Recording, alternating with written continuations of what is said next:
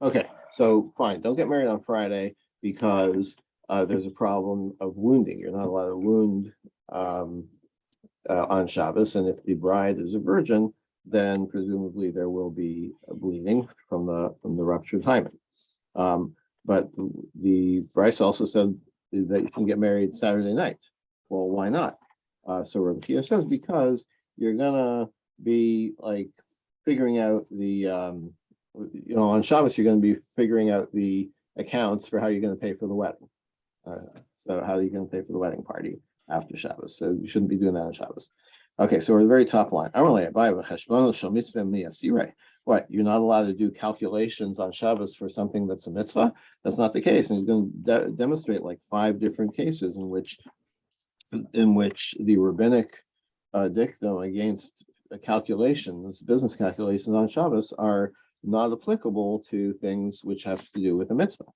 So Vaha Rav Chizim Rav Hamnuna both said Mutar l'chashvan b'Shabbos. You can make these calculations for a mitzvah on Shabbos. Rav Elazar says poskin stuck on Yom b'Shabbos. You can determine like how much stuck you're going to give to poor people on Shabbos. Not that you give the money on Shabbos, but you can figure out the accounts. V'yam Rabbi Yaakov, obviously a mitzvah purpose. V'yam Rabbi Yaakov said, "Hochin levati knesios levati midrashos lepakeach al iskei rabim b'Shabbos." You can gather in shul on Shabbos to deal with things of a public nature, referring to again, figuring out the accounts, determining what a fiscal policy should be, let's say, or how money should be spent. Again, a matter of a mitzvah. We generally consider, especially when it comes to Shabbos, we generally consider a communal need to be able to override a rabbinic problem. Rabbi Yaakov also said, you can announce things, that having to do with danger on Shabbos. So it's unclear what the text here should be. Pikuach nefesh, it would be obvious, something that's a danger to life would override even a Torah obligation. So there's other versions that say this is pikuach rabbim, things involving the public. But again, it's something that, because of the mitzvah aspect of it, you can do on Shabbos. Yamar of Shmuel bar Nachmani, Yamar of Yonah, of Shmuel said, you can even go to the stadium to deal with matters of determining public, allocating public funds on Shabbos. So before we said you can go to shul, that was a different statement. Here you say you can go to the local stadium. But whatever, the idea is that you can gather in order to deal with these financial matters on Shabbos. The Tanat Vei Menashe taught, or in the Academy of Menashe they taught, you can work out the details of a shidduch, of a match for marriage for a young girl on Shabbos, which often involves financial arrangements, right? It's not like you're going to marry you. It's like you're going to marry you, and this is what the dowry is going to be. And again, a mitzvah purpose. And you can also contract with a teacher to teach your child Torah or to teach him a trade on Shabbos. All of these things indicate that if it's a mitzvah purpose, and certainly a wedding is a mitzvah, a wedding feast is a mitzvah purpose, you should be able to do that on Shabbos. So why do we say don't get married on Motzei Shabbos? Because you might do calculations on Shabbos. You could do them. Zera says, not because of calculations. Problem is, you might be like so concerned with like the wedding guests coming and you need chickens to be slaughtered, you might slaughter the chicken on Shabbos. Well, that's a Torah prohibition. So that you can't do even for a mitzvah. Abaye said, what about if that's the case, if Yom Kippur is on Monday? That means Erev Yom Kippur is on Sunday, right? So if you're concerned that somebody's going to slaughter a chicken on Shabbos because he needs food for Sunday, and remember, eating on Erev Yom Kippur is a mitzvah, right? So then when Yom Kippur is on Monday, we should push it off to Tuesday because of this problem. right? Because somebody might on Shabbos slaughter a chicken so he can eat it on Sunday, on Erev Yom Kippur. Because he might slaughter a chicken.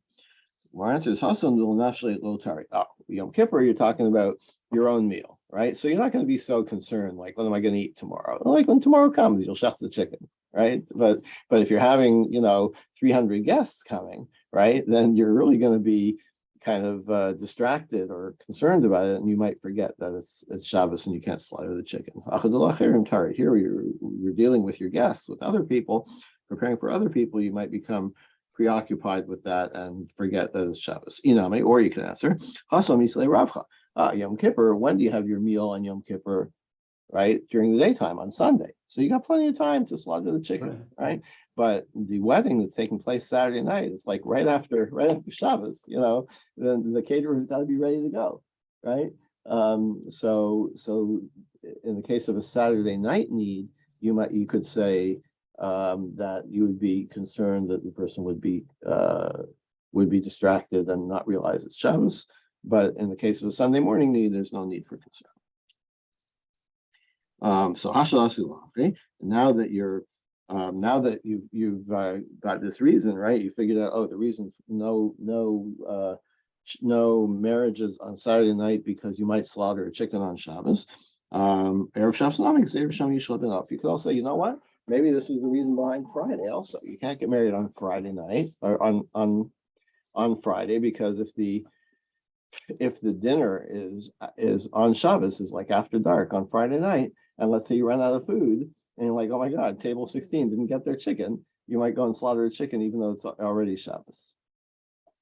You might also have to provide for light, and you can't light, or you can't light a match or whatever.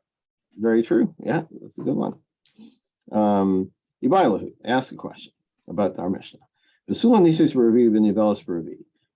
if you have a bride who's a virgin, then the wedding should take place on Wednesday, and they should sleep together on Wednesday. We're not concerned that his anger might cool off. What are we talking about?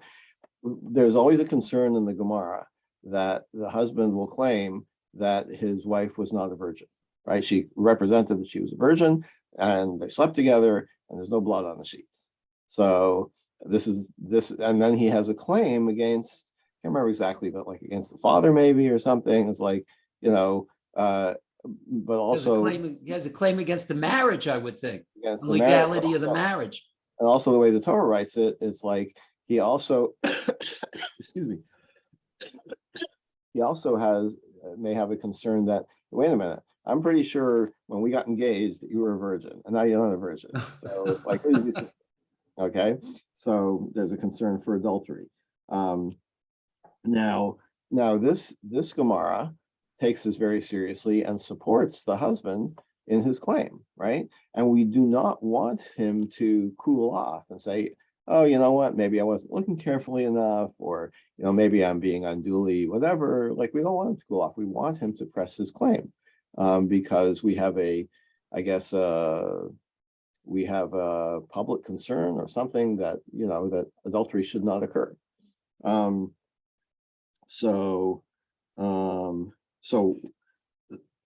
second. So the courts, remember, would meet on Mondays and Thursdays, right? So if they first sleep together on Wednesday, then he's got 24 hours to cool off. We don't want him to cool off, right, until the court meets. Odilma, so maybe the Mishnah means that, yeah, you can have the wedding on Wednesday, let's say Wednesday night, and then you sleep together Wednesday night, Thursday morning, whatever, and then if the man discovers the wife was not a virgin, then he can go straight to the court. The Chayshinan Ali Kuridata. Why? Because we are concerned, the same thing that we were saying before, we're concerned that the guy is going to cool off if there's a waiting period until he gets to go to court. So which one is it? Like, what does the Mishnah really mean to say? Does it mean to say we are concerned about him cooling off and so they should get married Wednesday night?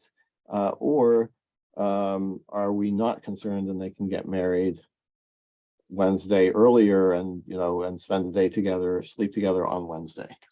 Okay, so Tashma, let's prove it. The Tanai Bar taught Basula Nisis Revivi Nivelis Bachamishi. Here we have an explicit source.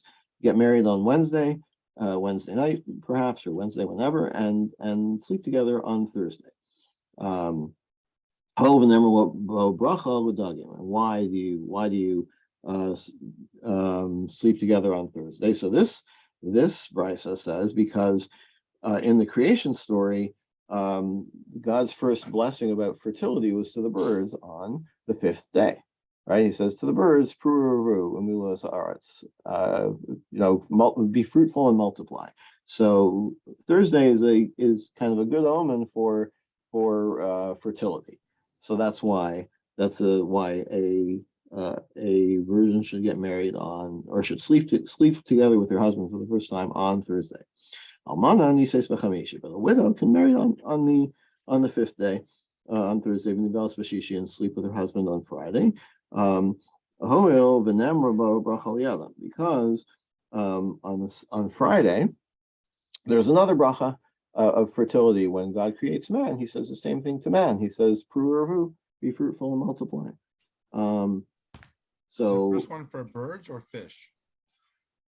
Oh, did I? I'm sorry. You're correct. It's fish. Did I say birds? My apologies. Yes, it was fish on Thursday on the fifth day. So Tama Mishum Bracha. So this whole brisa is concerned about what day is a good omen for fertility.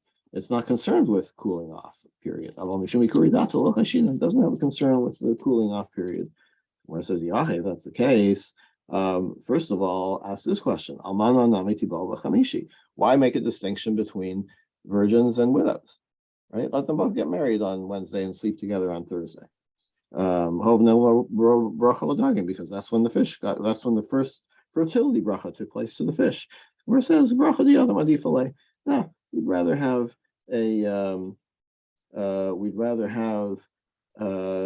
like the blessing that was given to man, the fertility blessing that was to man, and not the fish. Whereas with the virgin, you have the additional concern about the cooling off period. So that's why we're going to go with Wednesday and Thursday. But you don't have that with the widow because she's not a virgin, right? She's a widow. So there isn't an issue of, could she be found not to be a virgin? Everybody knows going in that she's not a virgin. So we're kind of mixing practical with spiritual kind of things. Yes, that is correct. So okay. Right. This brisa takes the position that, it's I guess it gives I don't know if I would say the primacy, but it deals with the spiritual thing, but it is cognizant of the fact that there's practical considerations too. That's why it differentiates between the widow and the virgin. Practical considerations. Didn't we have earlier that it would be okay if the husband cooled off and just like let bygones be bygones? Yeah, so we kind of asked that question here, like, what is our Mishnah's position? Is the Mishnah's position that we support a cooling off period, or that we don't care about a cooling off period? It could also be like a financial, because it depends on the ketubah, right? The ketubah money is going to be different if she's not a virgin, correct? Okay, yeah. So yeah, but do we go back and revise the ketubah? I'm not sure. No, but it's kind of like maybe like fraudulent, just contractually. We don't want to have fraudulent contracts. Forget about the. Okay, so you think maybe that's the motivation behind? Could be, it's kind of like a technical thing rather than like, Yeah, I hear that. I hear you. Okay. Viname, or Gemara has another reason, maybe why the widow is different than the virgin. Mishum shaktu, because this idea that the rabbis were like diligent in looking after the women. How so? The Tanya ever bride. Why do we have this Thursday, Friday rule for a widow? Because if you say she should get married like a virgin on Wednesday and sleep with her husband on Thursday, what's going to happen on Friday? He's going to go to work, right? So the rabbis were like, you know what? let's encourage him to get married on Thursday, sleep with her on Friday. He's not going to be going to work on Friday. Next day is Shabbos, he's not going to go to work again, right? So he's got at least 2 days that he can spend with his new wife. She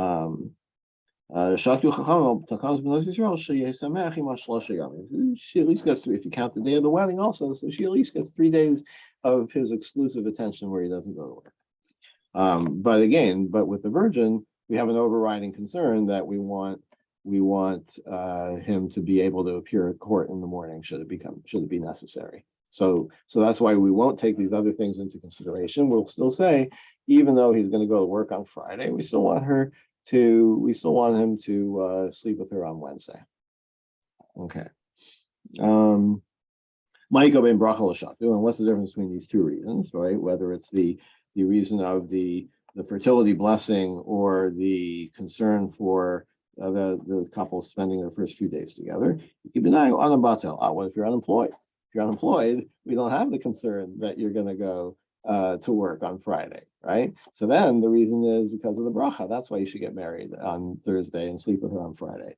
Iname, or another different distinction would be Yom Tov Shecholios Ve'erev Shabbos. What if it's Yom Tov on Friday, right? So then, it would be fine to get married even for a widow, to get married on Wednesday, sleep with them on Thursday, Friday is Yom Tov, and then the Shabbos. So everybody's got plenty of time together. And then, so that would be a difference. Whereas if the reason is the fertility bracha, you should still get married on Thursday because that's and sleep with her on Friday because that's the best fertility bracha. Okay. Darsh Bar Kapara Bar Marisa. Gedoli Masid Tzadikim Yoser Mimasid Shemayim Baaretz. The deeds of the righteous people are greater than the deeds of heaven, or of creation. Let's say Shemayim Baaretz, creating the heavens and the earth. Yilu B'Masid Shemayim Baaretz Ksiv Af Yadi Yastaretz V'Yamini Tipcha Shemayim. With regarding creation, the psalmist says, "My hand, singular, my hand founded, established the earth, and my right hand spread out the heavens." So single hand. When it talks about the deeds of the righteous,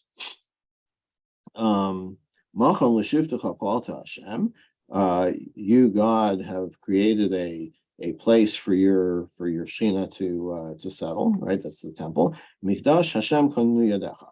And parallel in a parallel construction, God, you have caused you would translate it like this: God's temple, God's sanctuary, was made by your hands. Now, who built the temple? The people built the temple, right? It says hands in the plural, so two hands. So in other words, it's you could you could go the other way around too. You could say, people need two hands, God only needs one hand, but that's not the way the Gemara is going. The Gemara is going, God only used one hand, but the tzaddikim are really into it. They're both of their hands. Yeah, but this is Maaseh Tzadikim is building the Beit HaMikdash. I mean, you would assume it was something like some righteous, you know what I mean? Not just like a construction. I got it, it's the temple, but still, Yeah, like why do you assume the people who built it were righteous? They were laborers, right? Yeah, exactly. Yeah. Yeah. I guess they had a screening process. Not just anybody can join the union. Okay. Gemara says, wait a minute, Heshiv Bavli Echad, Rabbi Chia Shmo, a certain Babylonian named Rabbi Chia objected to this.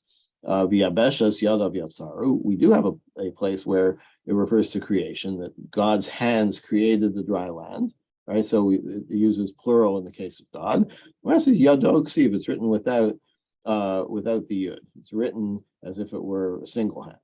Ksiv Yatsaru, but it uses the plural, right? Yadav Yatsaru, right? It's plural. They form. The meaning those hands of God fashioned the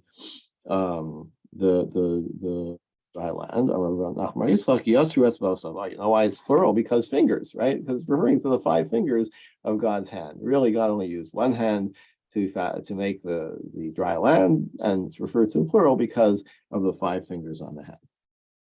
And a little anthropomorphic here. The Kiddush, even what's the proof text? Ki era shamecha maseh etzbosecha yerech v'chachavim asher kanata. The verse says, "Where I will see the heavens, which are the work of your fingers." and the moon and the stars which you established. Okay, so here we see that yes, there were 5 fingers involved in the creation. Meisveis, we want to ask,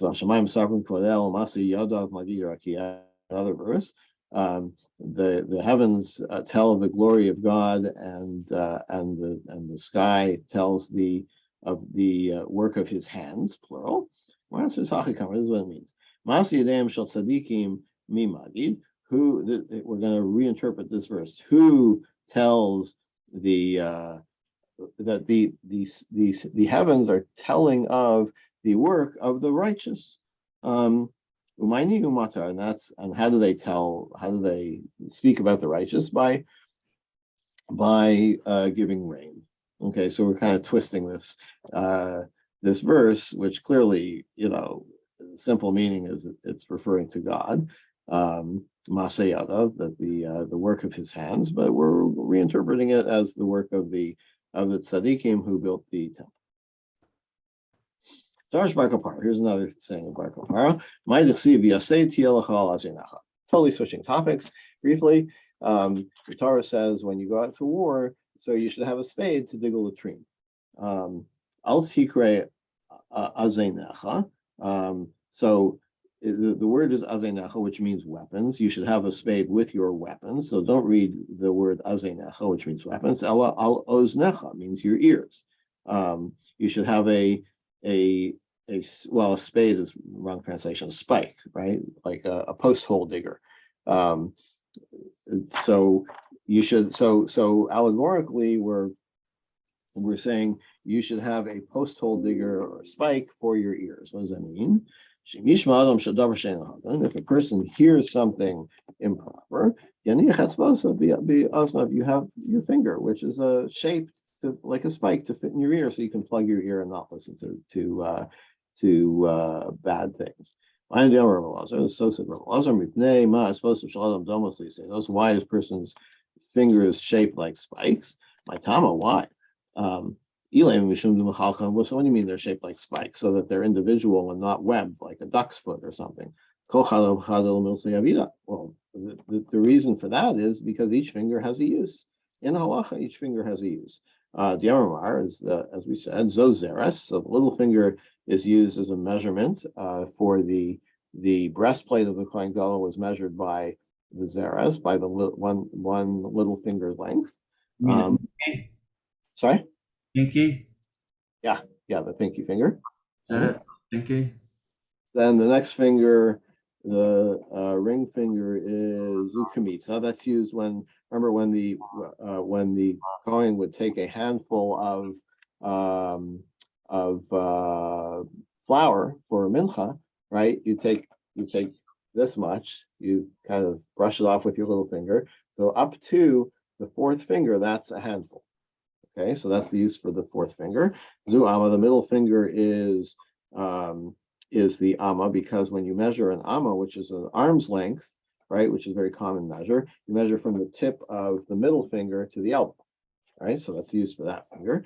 Zu atzva, the forefinger is used for dabbing blood on the mizbeach for a sacrifice, and gudal, and the thumb, is used also for in inauguration ceremonies, for example, or also having to do with the mitzvah. There are certain rituals which you apply blood to the thumb. So each finger has a separate use. That's why the fingers are separate. So don't tell me the fingers are separate so that you can, for some other reason. Here's a perfectly good reason. So Gemara says, no, this is what Rabbi Elazar's question is. Why are they shaped like pegs? Okay. And you see where he's going here. He's going to say so that you can plug your ears, right? So the question is, why are they? I understand they're separate. Why are they shaped like pegs? So that they'll fit in your ears to block your ears. Sounds very Rabbi Shmuel.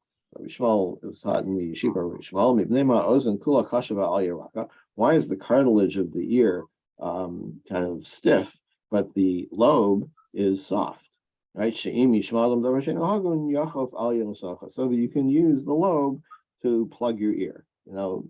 If your fingers aren't working or something, it's a backup method of plugging your ear is to use your ear. I have to say, you never get surprised with the Gemara, like, like I didn't think we would get to the point where we're asking why are the hands shaped as they are, with fingers of different lengths and stuff like that. I never thought that would come up in the Gemara, but Okay. I mean, yeah, you can obviously the point is the moral lesson here is not he's not really saying like, why are your fingers like that? It's like, look at your fingers. That should remind you that, you know, that you can plug your ears if you need to. no, I understand, but he's saying Yeah. each finger has a different use in the Beit HaMikdash, spiritual use, let's just say. Yeah. Okay. One is used for measure, one is used for kamitza, that Mm-hmm. it's just fascinating anyway. Yeah. You should not let your ears hear idle talk because the ears are going to burn first. It's like if you let your ears lead you into sin, then when you get punished in the fires of hell, the ears are going to suffer first. So like, it's almost like personifying the ears. Like ears, don't make this mistake because you're going to be the first to go when we suffer because of you. Okay, back to our topic. Ask a question. Can you sleep with your wife, who's a virgin, for the first time on Shabbos? So the question is having to do with bleeding, right? With you're going to cause bleeding. So what are the issues?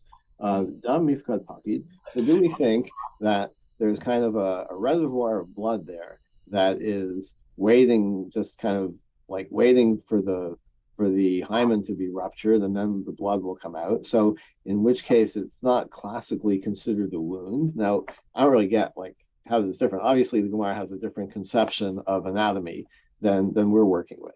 Like to me, it's like your veins and your arteries are also like repositories of blood, right? So if you wound yourself, the blood comes out. So what's the difference between that? Like, what is the Gemara's conception of this kind of reservoir of blood that will be released and it's not really a wound? Different kind of wound. I mean, it's not the same as like, banging your, you know what I mean?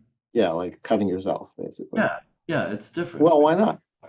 Because it's like it's the natural order of things in a certain way that was gonna, if well, okay, but what would you say about the bris?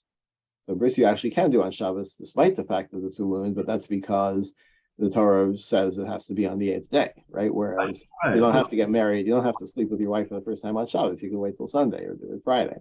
Yeah, but not if you get married. Well, I mean, you usually don't have. So don't get married, right? You get married the next day or the previous day. But other than Nida, you don't have any prohibitions on sexual or specific days. I mean, Kippur or something.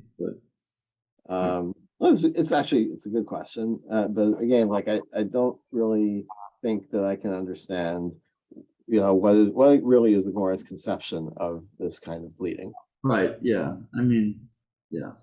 Yeah. So dami kapakid is it like there's a reservoir of blood that is released and it's not really a wound? Do we consider this a wound that is prohibited on Shabbos? And even if you want to say that it is a reservoir of blood and it's not it's not a classic kind of wound, so maybe it is. Maybe we would consider this like, what is his purpose in sleeping with his new bride? Is it to prove, as it were, that she's a virgin, right? So he actually, is interested in the blood, right? Because that will indicate that she's a virgin. In which case, in that case, maybe you would say it's fine, right? Like Vasir, maybe primary motivation is to kind of clear the vaginal canal, so for future sex, right? Even if he's only done with and even if you want to say that he's primarily interested in the blood, upesach mimelakasi, and it's just kind of a side effect that he is preparing her anatomy for future occasions. That kind of happens as a side effect. Even then, halacha Rabbi Shimon diamar davar shein miskavin mutar. Do we say that that's okay according to Rabbi Shimon? But according to Rabbi Yehuda, a davar shein miskavin, a side effect, is not permitted on Shabbos, right? Halacha Rabbi Yehuda diamar davar shein miskavin asur. Even if you want to say that we rule like Rabbi Yehuda that this is a side effect and it's still forbidden, but maybe the kalkal who lights all Pesach. Yeah, sure. You are improving things for the future, but you're also, the primary effect is that the entrance to the vaginal canal is being wounded, so it's a negative effect, right? So even according to Rabbi Yehuda, again, the whole conception of what is going on with rupturing a hymen is not in accordance with my, albeit limited, understanding of what's going on. Right? Or some recast this investigation. So maybe your wife as could follows. help. I'm sorry? Maybe your wife could help. I'm sure she could. But I doubt if she would come out in giving me a clearer understanding of what the Gemara is thinking. She probably would just clear up whatever misconceptions that I have. Right? I mean, it is a common misconception that the hymen is like a layer across the vaginal canal, and you break that. That's not the case. It's more like a ring, and the pressure of the penis being inserted is what causes it to rupture. But it's not like there's no hole and now you make a hole. That's not the way it is. Right? So some have this investigation as follows. Maybe you're going to say that, okay, so the blood is a wound, and he's, his primary interest is getting the blood out to prove that she's a virgin, and so it is, that's forbidden because that's causing a wound on Shabbos. Maybe that's just a side effect. Why is he having sex with his wife? Because he likes it, right? That's the main thing. Showing that she's a virgin, getting the blood out, that's a side effect. And even if you say that the primary motivation is his own pleasure, and so it would be okay. The and the blood is a side effect. So even so, halacha Rabbi Yehuda, maybe we would say the halacha like Rabbi Yehuda, the side effects are forbidden on Shabbos. Halacha Rabbi Shimon, or maybe it's permitted because the halacha is like Rabbi Shimon, that side effects are not a problem on Shabbos. Even if you want to say that it would still be forbidden according to Rabbi Yehuda as a side effect, but makalkel b'chabura. But this is not a creative act. This is a destructive act because a wound is a destructive act. Or would we say that he is that this is a constructive wound because he's establishing that she's a virgin, or as we said before, perhaps he is improving the situation for future encounters. And even if you want to say that this is a destructive act, and so could be permitted on Shabbos, then Rabbi Shimon. Well, what are we going to say? Again, we have an argument here between Rabbi Yehuda and Rabbi Shimon whether a destructive act is still prohibited on Shabbos. Our answer is the Rabbam, right? In the Yeshiva Rav, they said Rav Shari Shmuel Aser. Guess what? It's a machlokas. It's a dispute. Rav says it's permitted, and Shmuel says it is not. In Nardah, right? And in Nardah they said Rav Asar, Ushmuel Shari. They had it backwards. That Rav says it's prohibited, and Shmuel says it is permitted. So clearly we have different opinions on this, but it's a complete mix-up. Who says what? Amar Nachman says v'simanech, and how do you remember who says what? Elu mekilin l'atzman ve'elu mekilin l'atzman. Each side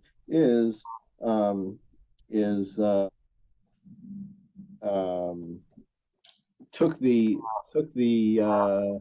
opinion that would cast their teacher as being the more lenient. So in the Academy of Rav, they attributed the more lenient opinion to Rav. In the Academy of Shmuel, they attributed the more lenient opinion to Shmuel. Let's Let's stop. see. Okay, I guess it's a good place to stop. Thank you. Rav Shari. All right. Have a good day, Okay. everyone. You too. Interesting, they're fighting over who is the more Mako one. Yeah, right? Yeah, everybody rabbi shopping. Right? Yeah, have a good day.